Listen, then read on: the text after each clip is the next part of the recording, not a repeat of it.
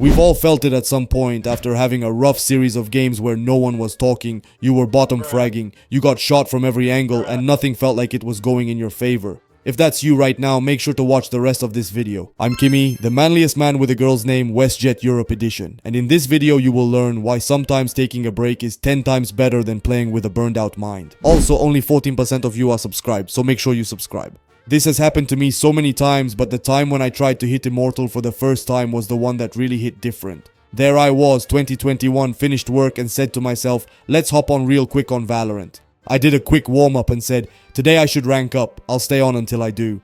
Fast forward 12 hours later, at around 2 AM, I was almost back to Immortal 1, with 2 wins and around 11 losses. Delightful.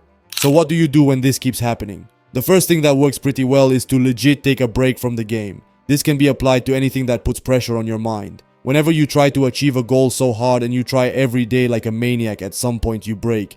It happened in jiu-jitsu, it happened in gaming. When you take a break, your mind enters what a legendary samurai philosopher called mushin, or the state of no mind, where you just flow. When you come back to the game, you keep this state for a while, and 9 out of 10 times, you play much better afterwards. The next thing would be to switch to other activities when you feel burned out. For me, it's the gym. When I was playing CS competitively and had team practice for 7 hours in a row, I had to do something else for the rest of the day. I couldn't just stand in front of my computer for another minute. So, I went to the gym, destroyed myself for an hour and cleared my mind. You build up so much tension and nerves by playing fast-paced shooter games without even knowing it.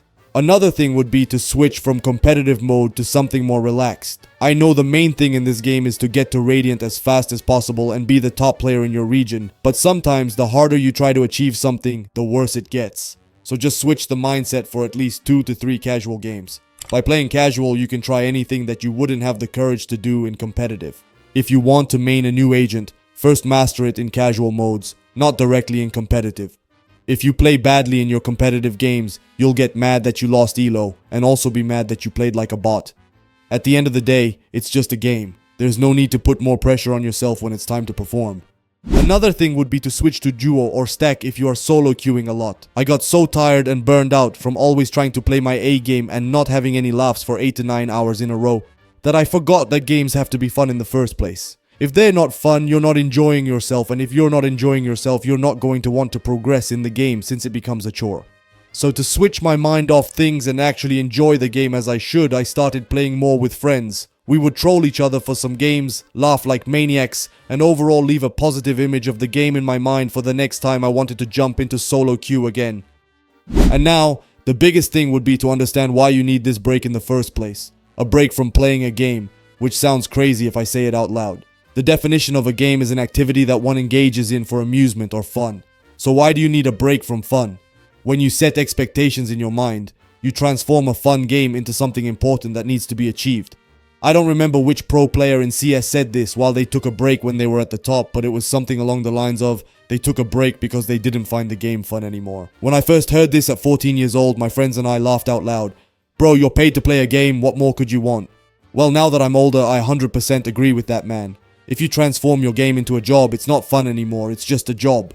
He might have started as someone good at the game who enjoyed it, but now he was paid to play it every day and train every day, even when he didn't have the energy to do it. Some of us aren't even paid to do this, yet we're treating it like a job when 90% of us might not get anything out of this game at all. No money, no fame, nothing. So why destroy your mind when you could take a different path and maybe get that result in a longer period of time, but at least get it? Why burn out at all if you can avoid it? Again, understand that if you look at any top performers in the world at anything, first they choose something they enjoy doing and they do it in a state of flow, not thinking about how hard or difficult the task will be. If you even think about how hard the road will be, you don't like the game that much, you just love the destination. Well, sadly, if you want to get anywhere, you have to love the journey. As Miyamoto Musashi said, in strategy, it is important to see distant things as if they were close and to take a distanced view of close things. Arrivederci.